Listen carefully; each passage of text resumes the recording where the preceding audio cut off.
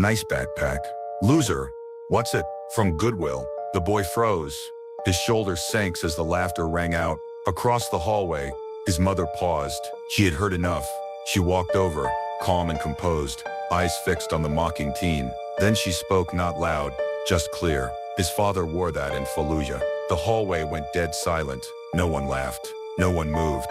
The boy didn't speak, but his hands tightened on the straps. If you've ever carried someone else's legacy, tell us in the comments. Claire Monroe's alarm clock beeped at 5:45 a.m., the same time it had for the past 5 years, since Aaron didn't come home.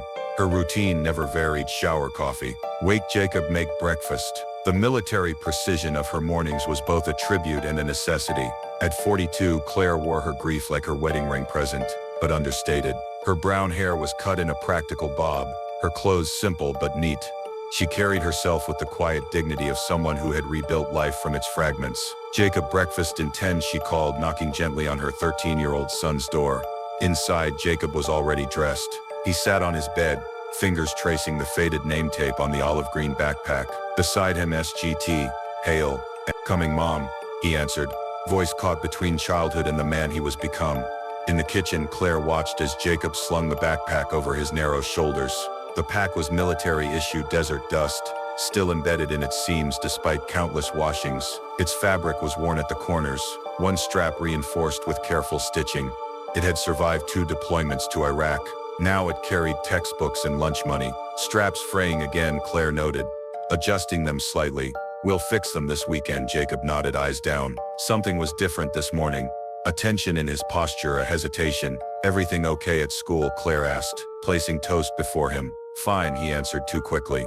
Claire didn't push. She understood silence had learned its language in the months after the notification officers had appeared at her door. "That backpack's been through more than most people," she said instead, repeating their morning ritual. "Walk proud," Jacob offered a small smile. "Yes, ma'am." Claire had to drop off enrollment forms at the middle school's office that morning. She parked her worn Honda in the visitor's lot, watching students stream through the double doors. Designer backpacks bobbed in waves, sleek, colorful, emblazoned with trendy logos. And then there was Jacob, walking slightly apart, his father's backpack setting him visibly apart from the tide. She had never intended to enter the building, just drop forms at the reception desk. But something in Jacob's posture, the slight hunch of his shoulders, the quickened pace of someone trying to become invisible made her pause. Claire followed several yards behind, just to make sure. The hallway was crowded with pre-class energy, locker doors slamming, laughter echoing off linoleum floors. Jacob navigated through, keeping close to the wall. Then came the voice, deliberately loud. "Nice backpack, loser. What's it, from Goodwill?" Cody Jenkins, 8th grade soccer captain, stood with his circle of friends pointing directly at Jacob. His carefully styled hair and pristine clothes shouted wealth and confidence. "Probably got it from the dump," another chimed in. "Looks like it's been buried." Jacob stopped, gripping the straps tighter. His shoulders sank as laughter rippled outward. Claire had heard enough. She stepped forward, not rushing, moving with calm purpose. Her footsteps measured her expression. Composed contempt was always loudest when it had never known sacrifice. Claire reached Jacob's side without fanfare. She placed one hand gently on his shoulder, standing straight beside him. Her gaze settled on Trevor, not angry, just direct. The boy faltered slightly, recognizing an adult presence, but pushed forward and saving face. "What, it is a trash bag?" he smirked, glancing at his friends for encouragement. Claire studied him for a moment, then spoke, her voice quiet, but perfectly clear. "His father wore that in Fallujah." 5 words, simple statement of fact, but the effect was immediate, like oxygen being pulled from the hallway. Trevor's smirk froze. Behind him, a girl lowered her phone. Recording stopped. A teacher who had been marking attendance nearby looked up sharply. "Whatever," Trevor muttered, but his bravado had evaporated. He turned away suddenly, interested in his locker combination. Claire didn't move, neither did Jacob. The moment stretched between them. Not victory, not resolution, just acknowledgement. Since Baker, the school counselor, approached, she'd witnessed the exchange, her clipboard clutched tightly against her chest. "Mrs. Hale," she said quietly, "could I speak with you before you leave today?" Claire nodded. "I'll be in after I walk Jacob to class." As they moved down the hallway, Jacob's voice barely reached her ears. "You didn't have to do that, I know," Claire replied. "You can handle yourself, but sometimes the truth needs saying aloud." Sergeant Aaron Hale had been issued his pack at Camp Pendleton in 2006. Standard USMC equipment, Nothing special, but over time it had become an extension of himself. It had sheltered his head during sandstorms outside Fallujah, had carried water purification tablets across sun-baked checkpoints, had cushioned his back against armored vehicle walls during endless patrols. He'd packed it meticulously, religiously, wrote letters to Claire against its flat surface, used it as a pillow on countless nights under desert stars. When the IED hit their convoy in 2018, the backpack was found 20 meters from the impact site, contents intact. Claire had received it along with his other personal effects. The backpack somehow both meaningless military gear and precious artifact. The first time Jacob asked to use it for school, Claire had hesitated, then realized what better way for Aaron to keep walking his son to school. In Miss Ellison's office, surrounded by inspirational posters and college pennants, Claire sat straight-backed in a chair designed for someone younger. "We don't tolerate bullying at Ridgeview," Mrs. Ellison began. "I want you to know Trevor will face appropriate consequences." Claire nodded. "I appreciate that, but punishment won't change understanding." Mrs. Ellison leaned forward. "The Veterans Day Assembly is next month. Would you and Jacob consider speaking? Sharing Sergeant Hale's story might help students understand the significance of—" "No," Claire interrupted gently. "Jacob doesn't need to perform his grief, and Aaron wouldn't have wanted a spotlight." Mrs. Ellison looked disappointed, but nodded. "I understand." That evening Claire composed a brief note. "Mrs. Ellison, Jacob doesn't need applause. He just wants his father's story respected. If you truly want to honor service members, teach the students that sacrifice isn't just in combat, it's in the everyday things left behind. Sincerely, Claire Monroe." The note inspired Mrs. Ellison to organize a classroom lesson on service and symbolism. Students learned about military insignia, battlefield souvenirs, and items that carried meaning beyond their function. Without mentioning Jacob directly, she created space for understanding. Slowly, something shifted in the 8th grade hallway. Trevor avoided Jacob, but others approached. "Hey," said Brian Lewis one morning, falling into step beside Jacob. "My uncle was a Marine too, served in Afghanistan. Your dad sounds badass." Jacob blinked, surprised. "He was," he said, finally adjusting the fraying strap. "Thanks." After school, Claire waited in the pickup line, watching Jacob emerge. His posture was different, shoulders straighter, head higher. The backpack still marked him as different, but somehow that difference had transformed from vulnerability to distinction. "Good day," she asked as he slid into the passenger seat. "It was okay," Jacob said. Then after a pause, "Brian Lewis's uncle was in Afghanistan. He says they should make a movie about Dad." Claire smiled slightly. "Your father would hate that. He always said the real heroes never made the news." Jacob traced the worn edge of the backpack's front pocket. "Yeah, but maybe some stories should be told anyway. If you believe every scar and every stitch tells a story, share this message." 3 weeks later, Mrs. Ellison approached Claire again during drop-off. "We're creating a wall of honor," she explained, hands animated as she spoke, "featuring relatives of students who served. We'd love to include Sergeant Hale." Claire hesitated. Aaron had been private, uncomfortable with recognition, but she also remembered how his eyes would soften when fellow Marines acknowledged his service with a simple nod. "What would you need?" she asked. "Just a photo if you're comfortable sharing one, and perhaps Jacob could help us place it." That evening, Claire opened the wooden chest where she kept Aaron's things. His dress blues were carefully folded beneath tissue paper, medals in velvet boxes, letters bound with ribbon and photographs. Aaron in combat gear, desert dust coating his smile. Aaron beside his unit, arms slung over his buddy's shoulder. Aaron with his backpack sitting cross-legged outside a tent, writing a letter home. She selected this last one, the backpack clearly visible, consistent with the story that had now traveled through the school. Jacob helped her find a simple frame, polishing the glass until it gleamed. "Do you think he'd be okay with this?" Jacob asked as they were. Claire considered the question seriously.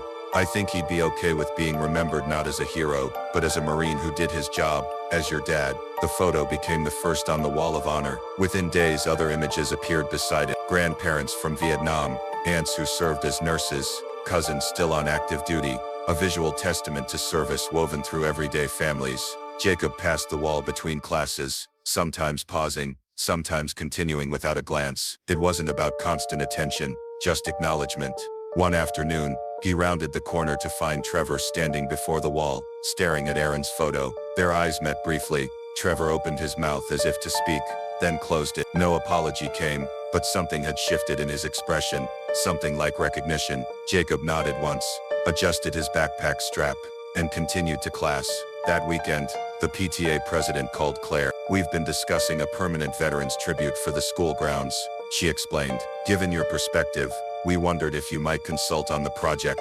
Claire agreed cautiously. At the meeting, she listened to proposals for grand monuments and elaborate ceremonies. When her turn came to speak, Claire kept it simple. Honor them by teaching their values: duty, respect, integrity. A plaque that no one reads means less than a lesson that changes behavior. Her words redirected the project. Instead of a statue, the school created a small reflection garden with benches and a simple stone engraved for those who served and those who waited. As Veterans Day approached, Mrs. Baker asked Jacob if he wanted to say anything during the school's observation. No, Jacob replied after the consideration. My backpack says enough. On November 11th, classes rotated through the garden. Students placed handwritten notes on a bulletin board nearby. Many contained generic thanks, but one stood out, carefully printed on lined paper. To Jacob, thanks for sharing your dad with us. Claire found it while volunteering after school. She read it twice, tears welling unexpectedly. She didn't show Jacob some messages are meant to be discovered naturally, but later that night she gently slipped it into the inside pocket of Aaron's backpack, a place for it to travel with both of them. At dinner, Jacob was unusually talkative, describing how his science teacher had served in the Navy before becoming an educator. Did you know she was on a ship during Desert Storm? She said she recognized Dad's unit insignia from the photo. Claire smiled. Your father would say she's the impressive one. He always admired teachers. Yeah, Jacob agreed, then added softly, I think he'd like knowing his backpack is still going to school. Claire reached across the table, squeezing Jacob's hand. He would. Very much later, she found Jacob carefully stitching the fraying strap of the backpack. His movements awkward, but determined. He'd found Aaron's sewing kit, another military habit, and was struggling with the thick canvas. Need help? She offered. Jacob shook his head. Dad's field manual says every Marine should know basic repairs. Claire leaned against the doorframe watching. When did you start reading his field manuals? Jacob's fingers stilled briefly. Last week, found them in his footlocker. His voice dropped. Is that okay? More than okay, she assured him. That's exactly what they're for. Seasons turned. The backpack remained. Its canvas softened further with use, but Jacob's care kept it functional. Patches applied with increasing skill. Straps reinforced, zippers occasionally replaced. By 8th grade graduation, Jacob had grown taller, his shoulders broader. The backpack that once seemed oversized now fit properly against his back. His father's name tape remained, though faded to near invisibility. Only those who knew would notice. Cody Jenkins transferred schools mid-year. Neither Jacob nor Claire mentioned him again. Some chapters simply closed without resolution. In high school, Jacob joined JROTC, though he never spoke of military aspirations. When asked why, he simply said, good skills to have. Claire watched him develop Aaron's methodical nature, his thoughtful approach to challenges. Not because she pushed these connections, but because some inheritances transcend genetics, passed through stories, through objects handled with reverence. During his sophomore year, Jacob's history teacher assigned a project: bring an object representing courage.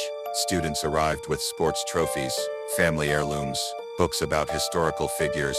Jacob brought the backpack, said nothing, simply placed it on the presentation table. The classroom fell silent, a response that happened increasingly when Aaron's story resurfaced, not from pity, but from understanding. After class, Mr. Whitmore, a veteran himself, approached Jacob. My father had a footlocker from Vietnam, he said quietly, never opened it while he was alive. After he passed, I found letters to my mother he'd never sent. Sometimes the heaviest things we carry aren't physical. Jacob nodded. Yes, sir. That evening, Jacob's 10-year-old cousin Ethan visited for dinner. Watching Jacob hang the backpack on its designated hook, Ethan asked the question many had wondered, but few had voiced. Why don't you ever get a new backpack?